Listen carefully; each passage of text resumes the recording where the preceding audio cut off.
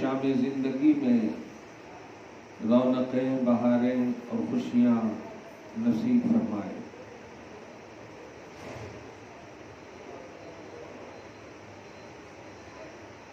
اللہ کا بے پناہ احسان اور بے حد شکر ہے کہ آپ سب تراویح کی بھی سعادتوں سے مالا مال ہو رہی ہیں۔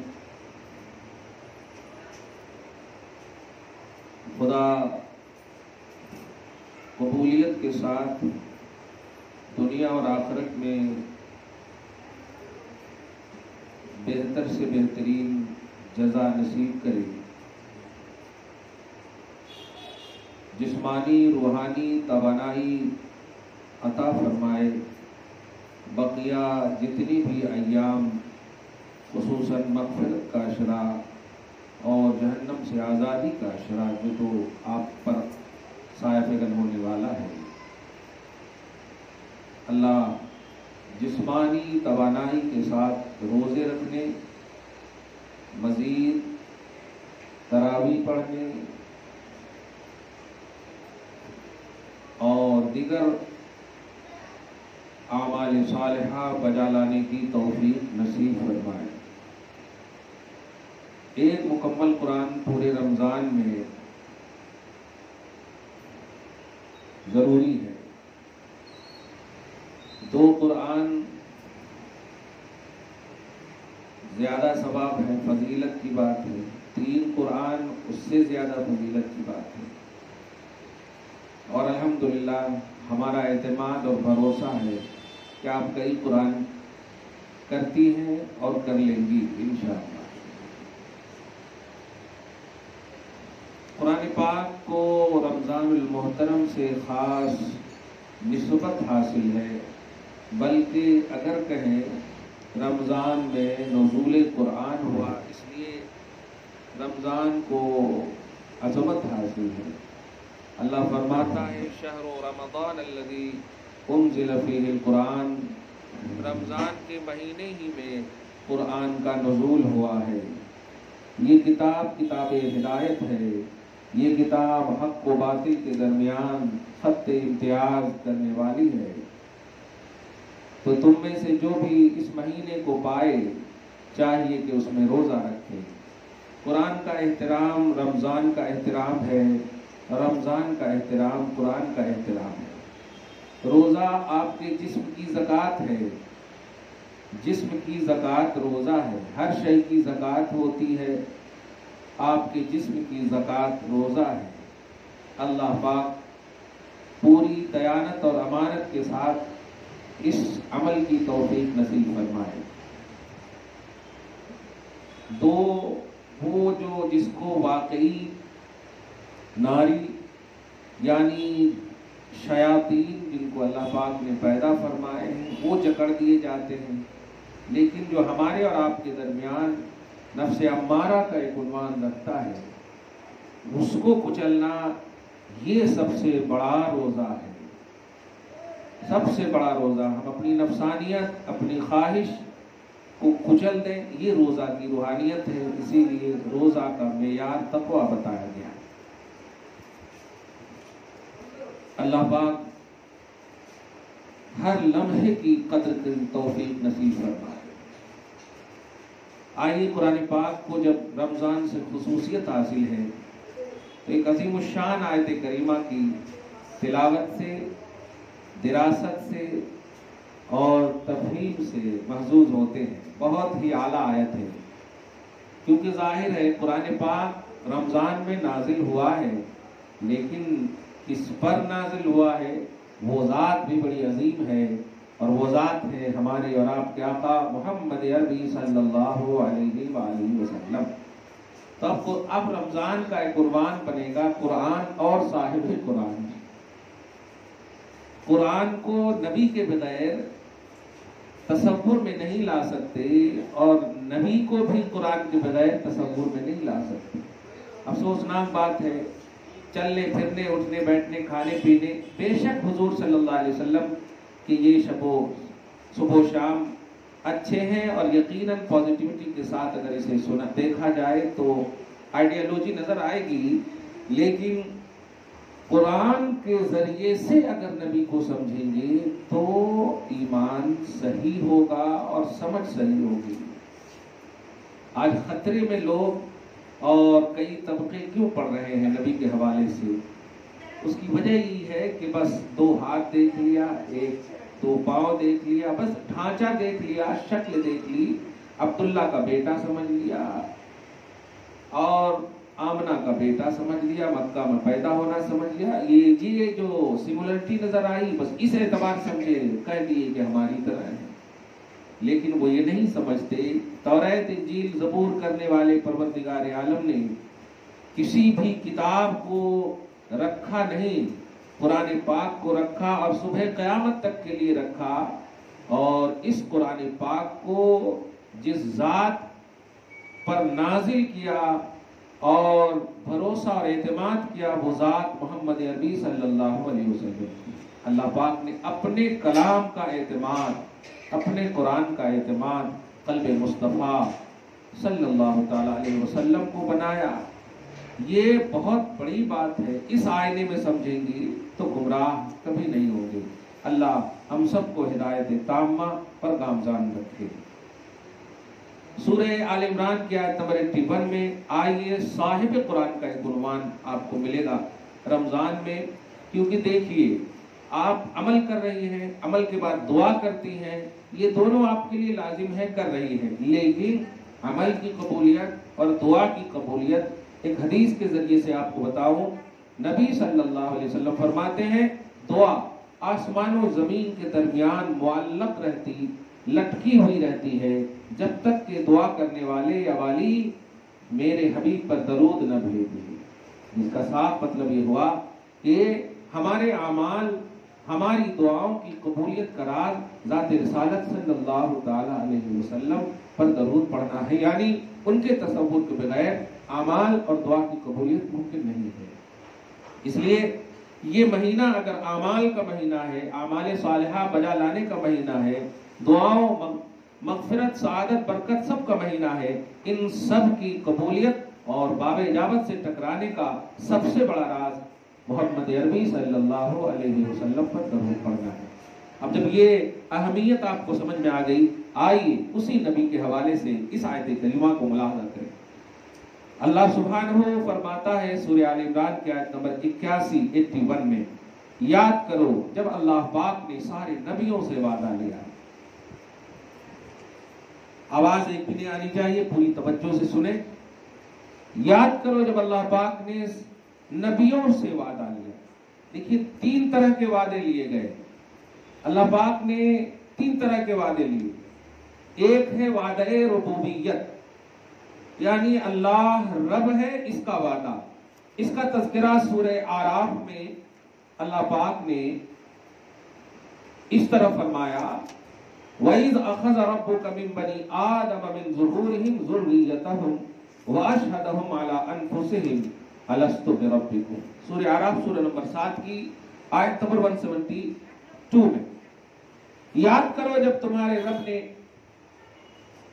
بنی آدم سے ان کی پشتوں سے نکال کر کے ان کی ذریتوں سے وعدہ لیا۔ کیا وعدہ لیا؟ الست بربکم، کیا میں تمہارا رب نہیں ہوں؟ یہ وعدہ عالم ارواح میں سب سے لیا گیا، یہ وعدہ ربوبیت ہے۔ تو سبوں نے اس وقت کہا بلا، بے شک تو ہم سب کا رب ہے۔ اللہ فرماتا ہے شہدنا ان تقولوا یوم القیامت انا کنا عن ھذا غافلین، ہم گواہی دیتے ہیں کہ تم قیامت کے دن کہو گے کہ ہم اس وعدہ سے غافل تھے۔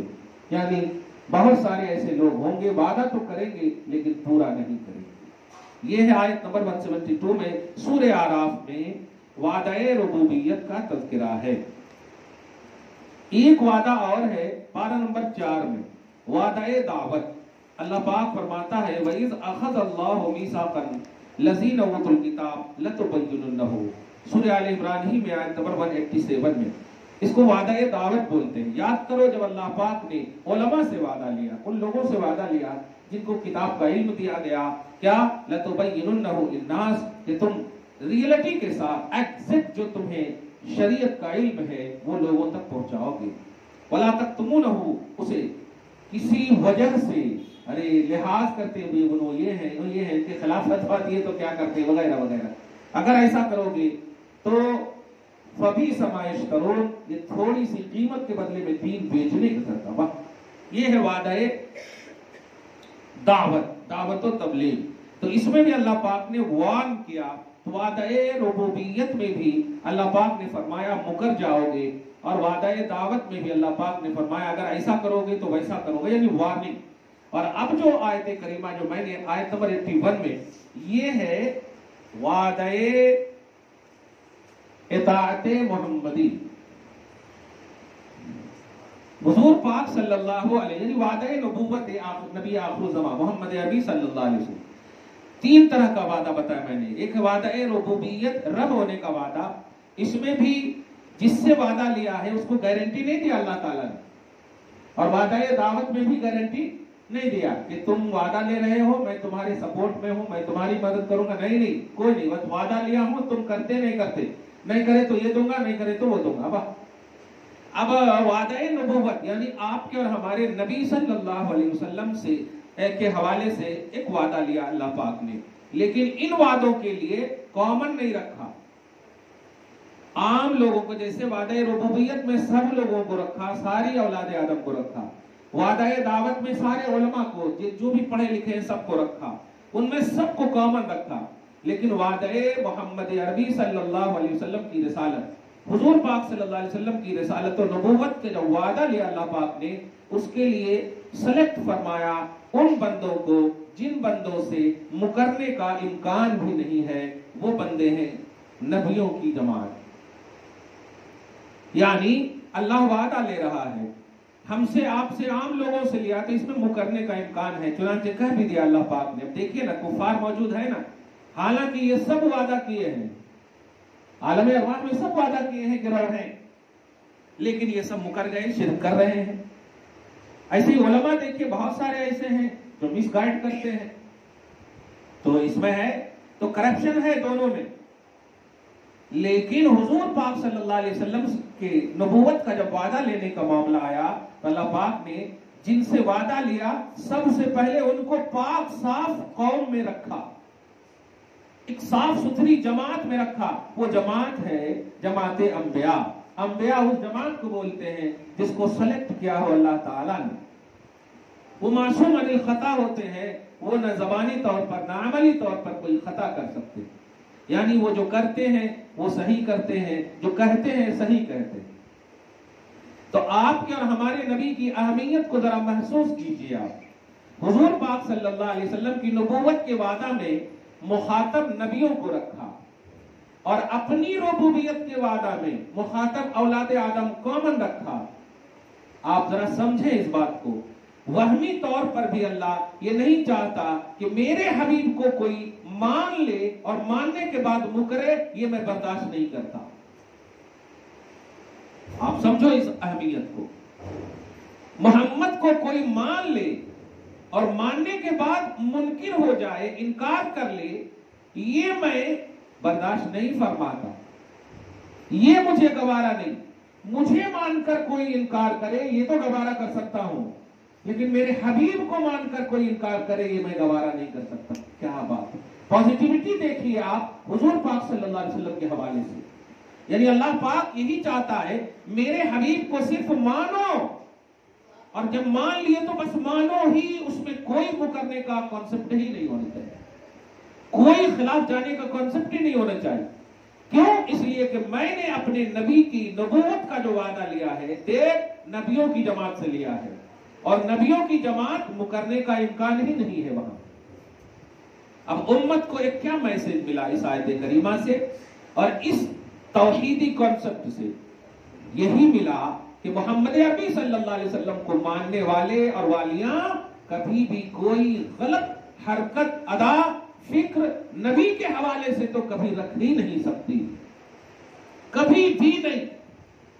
میں شروع میں ایک جملہ کہا ہوں، جو یہ سمولرٹی، یہ جو کمیونٹی ایک دم یکسانیت، ایک سر کا، ہماری طرح، یہ سب جو تصور رکھے ہیں، آپ ذرا اس آیت کریمہ سے جو توحیدی کانسیپٹ ہے سمجھیں کہ جب اللہ تعالیٰ نے اپنی ربوبیت کا وعدہ لیا تو کامن رکھا، یعنی ایک انکار کا امکان بھی تھا، کفر کا امکان بھی تھا، رکھا اللہ نے. لیکن آپ کے اور ہمارے نبی کی نبوت کا جب وعدہ لینے کی بات آئی تو اللہ پاک نے ایسی جماعت کا انتخاب کیا جو جماعت انکار تو چھوڑیے امکان بھی نہیں ہے انکار کا، وہ ہے نبیوں کی جماعت. چنانچہ سنیے، ایک ایک آیت میں اتنی عظمت نظر آئے گی آپ کو. ایک ایک لفظ میں اللہ فرماتا ہے وَإِذْ أَخَذَ اللَّهُ مِيثَاقَ النَّبِيِّينَ، یاد کرو جب اللہ پاک نے نبیوں سے وعدہ لیا. کیا وعدہ لیا؟ میں تمہیں کتاب اور حکمت دوں گا، میں تمہیں کتاب و حکمت دوں گا. نبی ہو نا تو کتاب و حکمت دوں گا، ٹھیک ہے، لیکن سنو ثُمَّ جَاءَكُمْ رَسُولٌ، پھر تمہارے پاس ایک رسول آئے گا. آپ ذرا سی توجہ سے دھیان دیجئے. حضرت آدم علیہ السلام سے لے کر حضرت عیسیٰ علیہ السلام تک اگر تھوڑی سی بھی آپ اسلامی شدھ بودھ رکھتی ہیں تو اتنا تو جانتی ہوں گی کہ محمد عربی صلی اللہ علیہ وسلم نہ حضرت آدم کے زمانے میں آئے اور نہ ہی آدم سے لے کر عیسیٰ علیہ السلام کے زمانے میں آئے. کہاں آئے؟ عرب کی سرزمین پہ آئے. 650 برس حضرت آدم حضرت عیسیٰ علیہ السلام کو آسمان پر اٹھائے جانا کا واقعہ گزر چکا تھا، تب آئے، جس کو فترت کا زمانہ بولتے ہیں، یعنی رسولوں کے نہ ہونے کا زمانہ. پھر بھی اللہ سبحانہ فرما رہا آدم علیہ السلام سے لے کر کے عیسیٰ علیہ السلام کو کہ سنو اگر آ جائیں. اب یہاں پر ایک سوال سنو، کیا اللہ پاک کو نہیں معلوم ہے کہ محمد کب آنے والے ہیں؟ یقیناً معلوم ہے. اور جب معلوم ہے تو پھر کیوں کہہ رہا اللہ تعالیٰ کہ آدم اگر محمد آ جائے، شیس اگر محمد آ جائے، عیسیٰ اگر محمد آ جائے؟ جب معلوم ہی ہے تو صاف کیوں نہیں کہتا آئیں گے نہیں لیکن مانو، لیکن کہہ رہے آ جائے. اس سے بھی اہمیت سمجھو کہ اللہ جانتا ہے مگر یہاں پر بتانا چاہتا ہے میرے حبیب صلی اللہ علیہ وسلم کا ذکر جو ہے، آئیں یا نہ آئیں میرا حبیب ہے، ہر حال میں انہیں رسپیکٹ دینا ہے، احترام کرنا ہے، یہ بتانا مقصود ہے. سوچو ماں، آدم کے پاس محمد نہیں آئے، احترام واجب قرار. شیس اور نوح کے پاس محمد نہیں آئے، احترام واجب قرار دیا اللہ نے. عیسیٰ علیہ السلام تک 1,24,000 کم و بیش انبیاء کرام جتنے بھی ہیں محمد عربی صلی اللہ علیہ وسلم سے پہلے آنے والے، سارے نبیوں پر احترام نبوت محمدی صلی اللہ علیہ وسلم کو واجب قرار دیا. آپ ہم کیا ہو، امتی ہو نا، آپ کامن کیسے سمجھ سکتے، ایک جیسا کیسے ایزی کیسے لے سکتے محمد عربی صلی اللہ علیہ وسلم؟ نہیں لے سکتے. اس کو سمجھیے. آپ وہاں نہیں آنے والے ہیں لیکن تعظیم واجب ہے. اے امت محمدیہ، تمہارے پاس تو محمد آ گئے. سوچو تمہارے لیے کس طرح پازیٹیو رہنا ہے محمد عربی صلی اللہ علیہ وسلم کے حوالے سے. اس آیت کریمہ سے اس دوسرے لفظ سے یہ سمجھ میں آیا کہ اگر رسول آ جائیں مصدق لما معکم، اس حال میں کہ یہ رسول تمہاری ہی تصدیق کریں گے کہ آدم بھی سچے ہیں. واہ، یہاں پر غور کیجیے، آدم علیہ السلام سے لے کر عیسیٰ علیہ السلام تک آئے. آپ کو کیسے معلوم کہ وہ آئے؟ دھیان دیجیے، اللہ پاک نے اس کا بھی دار و مدار محمد عربی صلی اللہ علیہ وسلم کی ذات پر اعتماد کو رکھا کہ محمد کے ماننے والوں سنو، محمد عربی صلی اللہ علیہ وسلم کہہ رہے ہیں آدم سچے ہیں مان لو، شیس سچے ہیں مان لو. گویا موسیٰ علیہ السلام کے پیروکار بھی یہ جان لے کہ اگر محمد عربی آ کر کے موسیٰ کی تصدیق کریں گے تو تمہیں ماننا ہوگا، عیسیٰ کی تصدیق کریں گے تو ماننا ہوگا. تو نہ عیسائیت ہے تمہارے نزدیک، نہ موسیٰ علیہ السلام کے ماننے کا عنوان ہے. اگر ماننے کا عنوان ہے تو محمد کا عنوان ہے صلی اللہ علیہ وسلم. محمد تصدیق کریں گے ان تمام کی جو ان سے پہلے ہیں. اب ذرا غور کیجیے، تو نبیوں کو کہا گیا لَتُؤْمِنُنَّ بِهِ، اے نبیوں کی جماعتوں، تم اس رسول پر ضرور ایمان لانا. اس لفظ ضرور کو سمجھے آپ کی زبان میں سمجھا دو تو کمپلسری ایمان لانا یہ. اور آگے وَلَتَنْصُرُنَّهُ، اور ان کی حمایت کرنا، ڈیفینس کرنا. دیکھا آپ نے، آج افسوسناک بات ہے، حضور پاک صلی اللہ علیہ وسلم کے خلاف باتیں ہوتی ہیں تحریروں کی شکل میں، تقریروں کی شکل میں، اور ہماری آنکھیں دیکھ لیتی ہیں، کان سن لیتی ہیں اور خاموش ہو جاتی. اللہ پاک نے محمد عربی صلی اللہ علیہ وسلم کے ڈیفینس کے لیے نبیوں کو وارن کیا، نبیوں کو ایکٹیو فرمایا کہ محمد عربی صلی اللہ علیہ وسلم کے ڈیفینس میں ہمیشہ تیار رہنا۔ کیا بات ہے، سبحان اللہ۔ اللہ ہم سب کو حمایت مصطفیٰ صلی اللہ علیہ وسلم کرنے کی توفیق نصیب فرمائے۔ آگے فرماتا ہے قال اقررتم، اے نبیوں کی جماعتوں، یہ جو میں وعدہ لے رہا ہوں کہ اپنے نبی کو محمد عربی صلی اللہ علیہ وسلم پر ضرور ایمان لانا اور ان کی حمایت کرنا، ڈیفینس کرنا، اقررتم اقرار کرتے ہو؟ واہ، لفظ پر غور کرو ماں، کیا تم نے اقرار کیا میرے اس وعدے کا؟ وَأَخَذْتُمْ عَلَى ذَلِكُمْ إِصْرِي، اور بھاری میرا یہ ذمہ تم لے رہے ہو۔ اب آپ یہاں پر ایک اور نقطہ سنو، اوپر میں کہا میں تمہیں کتاب دوں گا، میں تمہیں نبوت دوں گا، میں تمہیں حکمت دوں گا، یہ سب اپنی جگہ پر مسلم، لیکن اللہ آگے فرما رہا ہے کہ یہ میرا بھاری ذمہ نہیں ہے، کتاب ملنا بھاری ذمہ نہیں ہے، نبوت ملنا بھاری ذمہ نہیں ہے، محمد کو ماننا بھاری ذمہ ہے۔ واہ سبحان اللہ، الحمدللہ، واہ، سینہ ایک دم مطلب دل باغ باغ ہو گیا یہ جملہ سن کر کے۔ ہمارے نبی کی شان بیان ہو رہی ہے۔ اللہ پاک فرماتا ہے اے نبیوں کی جماعتوں سنو، میں نے نبوت، کتاب، شریعت سب دی ہے، لیکن امپورٹنٹ بات یہ ہے کہ وہ اپنی جگہ پر مسلم ہے، لیکن میرا بھاری ذمہ جو ہے یہ محمد عربی کو ماننا ہے۔ کیا بات ہے، سبحان اللہ۔ اسی لیے حضور پاک صلی اللہ علیہ وسلم نے حضرت عمر بن خطاب سے کہا تھا، جب وہ توریت یا کی کچھ آیتوں کی تلاوت کی خواہش کیے تھے تو آپ نے فرمایا تھا کیا میرا قرآن تیرے لیے کافی نہیں ہے؟ واہ واہ واہ، میرا قرآن یعنی وہ تلاوت مت کرو، میں ہوں، میرا قرآن ہے، یہی کافی ہے تیرے لیے۔ سبحان اللہ، یہ بہت بڑی بات ہے۔ اے امت محمدیہ کی خواتین، محمد ہے تمہارے پاس بیسٹ کوالٹی آف نبوت، نبوت میں سب سے اعلیٰ کوالٹی تمہارے پاس ہے۔ اس کو، اس کا ڈیفینس، اس کی حمایت، اس کی تصدیق اور ان پر ایمان جب لائے ہو الحمدللہ، تو ان کے حوالے سے ہمیشہ ایکٹیو رہنا، نہ کبھی برا سننا، نہ کبھی برا دیکھنا، اللہ تعالی جہاں تک ممکن ہو سکے ڈیفینس کرنا۔ آگے فرماتا ہے قالوا اقررنا، سارے نبیوں نے کہا اے پروردگار ہم اقرار کرتے ہیں۔ کیا بات ہے، ہم اقرار کرتے ہیں۔ اللہ پاک فرماتا ہے قال فاشهدوا، اچھا اقرار کرتے ہو؟ ہاں، فاشهدوا تو گواہ ہو جاؤ۔ دھیان دینا، آگے کا جو جملہ ہے بہت اٹریکٹیو ہے، اس لیے میں خاموش ہو کر تھوڑا سی بولوں۔ گواہ ہو جاؤ، آگے فرماتا ہے میں بھی تمہارے ساتھ گواہوں میں شامل ہوں، میں بھی تمہارے ساتھ گواہوں میں شامل ہوں۔ یہ میں بھی کون؟ اللہ پاک فرما رہا ہے، وعدہ لینے والا کہہ رہا ہے تمام نبیوں سے تم بھی گواہ رہنا کہ تم نے اقرار کیا ہے نبی کے احترام اور حضور پاک محمد عربی صلی اللہ علیہ وسلم کی حمایت اور ان کے ڈیفینس، ان کی نبوت کی تصدیق کرنے کا تم نے اقرار کیا ہے نا، تو تم بھی گواہ رہو اور میں بھی تمہارے ساتھ گواہ ہوں۔ واہ واہ واہ، اللہ فرما رہا ہے، سمجھیں اس بات کو، اللہ سارے نبیوں کے احترام نبوت آخر الزمان کا گواہ ہے۔ حضور پاک صلی اللہ علیہ وسلم کو سارے نبیوں نے مانا، تصدیق کیا، یہ اللہ پاک گواہ ہے۔ فرمایا میں بھی گواہ ہوں تمہارے ساتھ۔ یہ بات تو ہوئی بہت بڑی احترام نبوت کی اور صاحب قرآن کی عظمت کی، جس عظمت کا اعلان قرآن نے کیا، یہ ہے سب سے اہم، جس عظمت کا اعلان قرآن نے کیا ہے۔ آپ ذرا سنو، جب نبیوں کو اللہ پاک نے سلیکٹ فرمایا، ان سے خطا ممکن نہیں ہے، خطا ممکن ہے، معصوم عن الخطا ہے، تو اب جو آگے کی آیت آ رہی ہے، آیت نمبر 82، وہ اتنی مطلب جھنجھوڑ دینے والی آیت ہے کہ آپ ذرا سنو۔ اللہ فرماتا فمن تولا بعد ذلک، تو اب جو کوئی اس کے بعد بھی مکر جائے،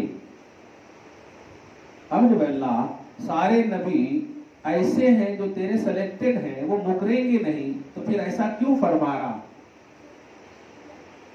اگر مکر جائے، جو مکر جائے، تو اسی میں جواب ہے، ان نبیوں کو نہیں کہہ رہا اللہ تعالیٰ نبیوں کے واسطے سے امتیوں کو کہہ رہا اللہ تعالیٰ کہ دیکھو اس محمد عربی صلی اللہ علیہ وسلم کی تصدیق و حمایت کرنے والے نبی معصوم عن الخطا جماعت سے میں نے وعدہ لیا، جبکہ یہ خطا نہیں کریں گے، مکریں گے نہیں، ان سے کوئی کرپشن کا امکان ہی نہیں، غلطی کا امکان ہی نہیں ہے، مگر پھر بھی میں کہہ رہا ہوں جو مکرے گا تو نہیں، لیکن کہہ رہا ہوں سمجھ جانا کہ ان لوگوں کو وارن کیا گیا ہے جن سے خطا، جن سے توہین ہو ہی نہیں سکتی، امپاسبل ہے۔ تو اے امت محمدیہ، اے امت، تم تو خطا کار ہو، تم سے خطا ہو سکتی ہے، تم کو کتنا باخبر کرنا چاہ رہا ہے اللہ تعالیٰ۔ اس سے احترام نبوت کس طرح سے ایکٹیو رہنا چاہیے آپ کو، ہم کو سمجھ میں آ گیا۔ وہ نبی کی جماعت جن سے توہین ممکن ہی نہیں، مکرنا ممکن ہی نہیں، اعراض و روگردانی ممکن ہی نہیں، ان کو اللہ پاک نے سامنے رکھ کر کہا جو مکرے گا۔ اس سے سمجھ میں آیا کہ تعظیم رسالت اور محمد عربی صلی اللہ علیہ وسلم کی تصدیق اور بلیو کرنا، ڈیفینس کرنا ان کا یہ اتنا اہم ہے اللہ پاک کے نزدیک کہ دیگر انبیاء کرام کی نبوت ایک طرف، شریعت ایک طرف، کتاب ایک طرف، سب کچھ ایک طرف، اور محمد عربی صلی اللہ علیہ وسلم کو ماننا ایک طرف ہے۔ گویا مقصد توحید ہے تصدیق رسالت محمدی، نبی صلی اللہ علیہ وسلم کو ماننا۔ فرماتا ہے فمن تولی بعد ذلک فاولئک هم الفاسقون، جو کوئی بھی مکرے گا اس کے بعد فاولئک هم الفاسقون، تو وہ مومن تو چھوڑو فاسق ہوگا۔ فاسق مطلب دین سے نکل جائے گا۔ اس سے ایک عقیدہ سب سے اہم ملا کہ حضور پاک صلی اللہ علیہ وسلم کے حوالے سے برا، خلاف، نگیٹیوٹی سننا، دیکھنا، بولنا بے دینی ہے، دین سے ہمیں نکال دیتا ہے۔ اللہ تعالیٰ آپ کو، ہم سب کو ایسی قبیح حرکتوں سے، اداؤں سے محفوظ فرمائے۔ خصوصاً ماہ رمضان نزول قرآن کی برکتوں سے نوازتے ہوئے صاحب قرآن محمد عربی صلی اللہ علیہ وسلم کی تصدیق و حمایت کے لیے ہمیشہ تیار رکھے۔ ماں، مومن مرد ہوں یا عورت، ہر ایک کو یہی حکم ہے، ہر ایک کو یہی تصور ہے، ہر ایک کا یہی عنوان ہے کہ اللہ پاک چاہتا ہے کہ نبی کو ماننے والے اور نبی کو ماننے والیاں نبی کے حوالے سے اس طرح پازیٹیو رہیں کہ نہ خلاف سنیں نہ خلاف دیکھیں۔ یہی اللہ تعالیٰ کا مقصد ہے، اور ظاہر ہے جب آپ اللہ کے مقصد میں کھرے اتریں گی تو اللہ پاک آپ کے اعمال کو اور آپ کے تمام افعال کو قبول کرے گا۔ امید کرتا ہوں کہ اللہ تعالیٰ آپ کو، ہم سب کو اس تصور حسین پر دائمیت نصیب فرمائے۔ والسلام علی من اتبع الہدی۔ قرآن پاک